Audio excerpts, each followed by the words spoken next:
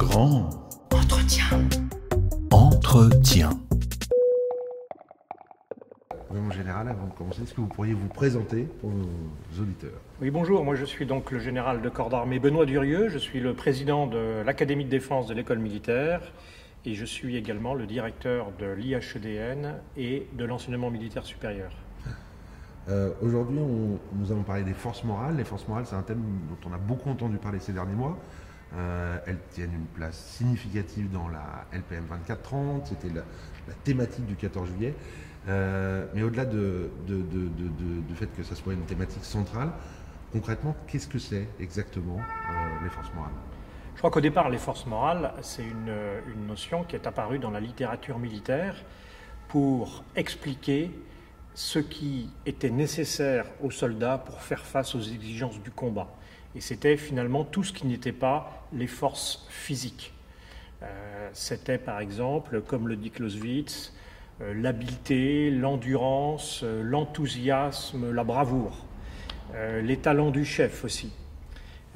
Par exemple, il dit aussi quelque chose de très intéressant, il dit « c'est ce qui permet aux soldats de ne pas céder aux terreurs imaginaires, mais de résister à celles qui sont fondées. » Et donc c'est toute cette dimension morale du combat. Et effectivement, depuis quelque temps, on en parle de manière plus large au niveau de la nation tout entière. Et là, je crois que c'est quelque chose de différent parce que les vertus guerrières de l'armée, elles sont pour l'armée pour faire face au combat. Elles ne sont que très partiellement transposables à la nation tout entière. Alors il y a des choses qui sont transposables. Par exemple, de dire qu'il ne faut pas que nous cédions aux terreurs imaginaires, je crois que c'est très vrai aussi pour la nation. Pour un citoyen français, les forces morales, c'est aussi, c'est certainement la cohésion de la nation, c'est la confiance entre nous, c'est encore plus largement, c'est être capable de prendre du recul sur les événements. C'est pouvoir avoir des émotions. Si on n'est pas triste avec Baudelaire, si on ne pleure pas quand Notre-Dame brûle, si on ne chante pas avec Johnny, si on n'est pas capable de rire avec les meilleurs humoristes, alors on doit s'interroger sur les forces morales et je crois qu'on est encore capable de le faire. Alors du coup, justement, là, ce que vous soulignez, c'est les forces morales, ça a beaucoup été étudié pour les forces morales du soldat. Aujourd'hui, c'est envisagé pour la nation tout entière. Qu'est-ce qui, dans le contexte stratégique actuel, justifie le fait que la question des forces morales de la nation tout entière soit importante, soit même décisive? Je crois que cette notion est réapparue à la suite à la fois de la multiplication des attentats terroristes, malheureusement, de la pandémie du Covid, qui a été un choc pour la collectivité nationale tout entière, au spectacle aussi des conflits qui gangrènent notre environnement, qu'il s'agisse du conflit en Ukraine, aujourd'hui du conflit au Levant, ou bien d'autres tensions internationales.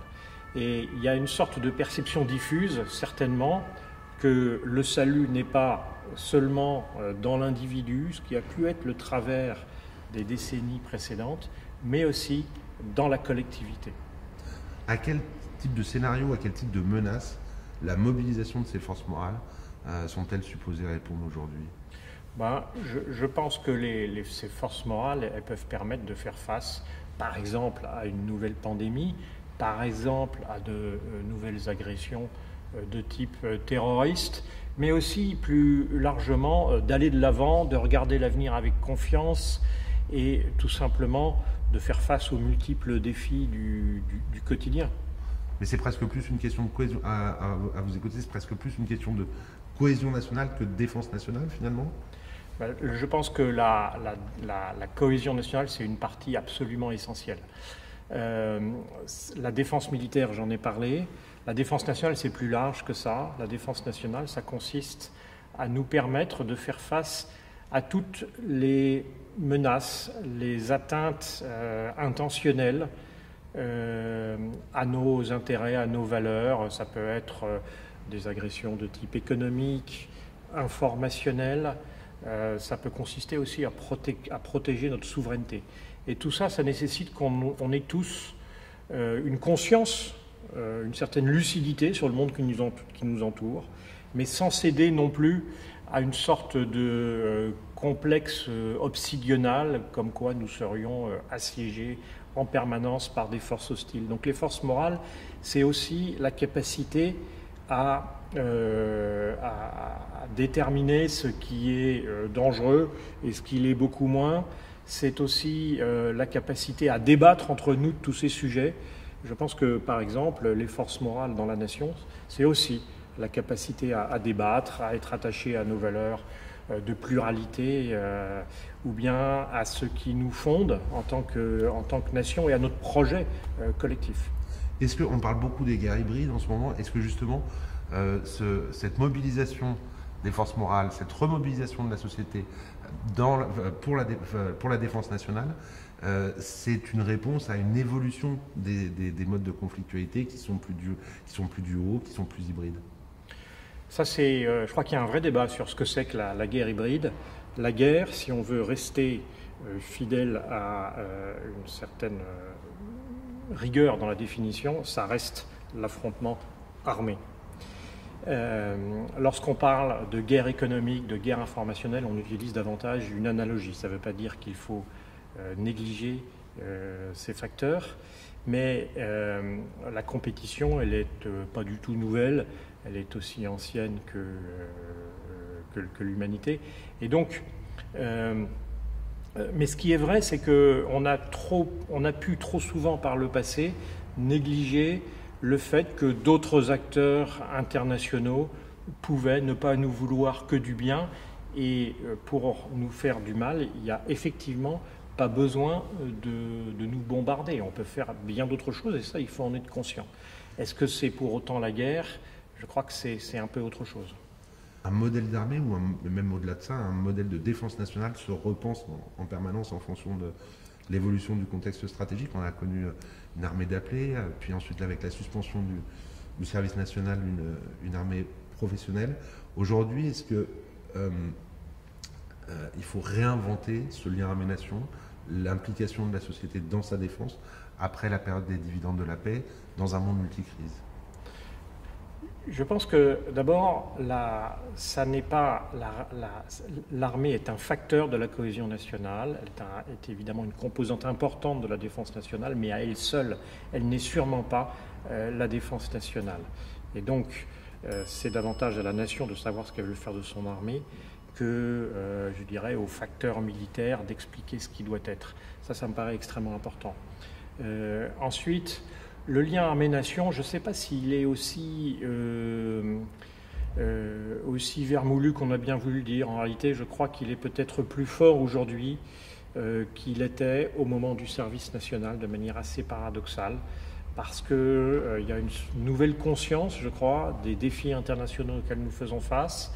Il y a une réelle confiance, je crois, dans l'institution militaire. En tout cas, c'est ce que montrent l'ensemble des enquêtes d'opinion.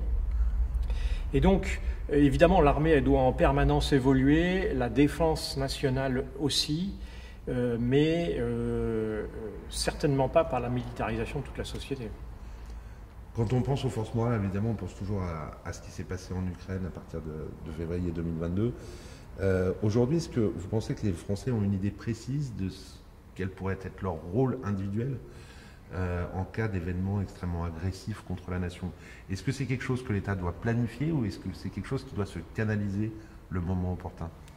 Je pense qu'il y a un certain nombre de choses qu'on peut planifier et qu'on planifie d'ores et déjà. Il y a des plans de crise dans de très nombreux domaines qui permettent de prévoir ce qu'on ferait collectivement. Ensuite, par définition, ces agressions, ces événements majeurs et ces agressions auxquelles vous faites face, elles sont très difficilement prévisibles, et donc on ne pourra pas tout prévoir. Cela dit, il y a des choses qui sont très utiles et qui sont déjà faites. Donner une instruction de base de secourisme à n'importe quel citoyen, donner des bases d'hygiène numérique à tout le monde, et dès le plus jeune âge, par exemple, ça fait partie des choses qui sont absolument essentielles. la multiplication des réserves dans de très nombreux domaines. Il y a la réserve militaire, mais il y a la réserve au ministère de l'Intérieur, dans la gendarmerie, dans la police, la réserve sanitaire, de très nombreuses réserves qui émergent, ce qui montre cette volonté d'engagement des citoyens pour faire face à des événements. Ça existe déjà, et on sent très bien que c'est une tendance de fond qu'il faut saluer, qui font partie de cette réinvention que vous évoquez. En conclusion, les forces morales, c'est aussi une histoire commune. Le fait d'avoir... dans quelle mesure c'est important que ces forces morales se soient déjà mobilisées par le passé? Oui, je crois qu'on est une collectivité, elle est d'autant plus confiante dans l'avenir qu'elle sait qu'elle a déjà été capable de faire face à des événements majeurs. Pour nous, les événements majeurs, il y a les événements majeurs de la longue durée historique.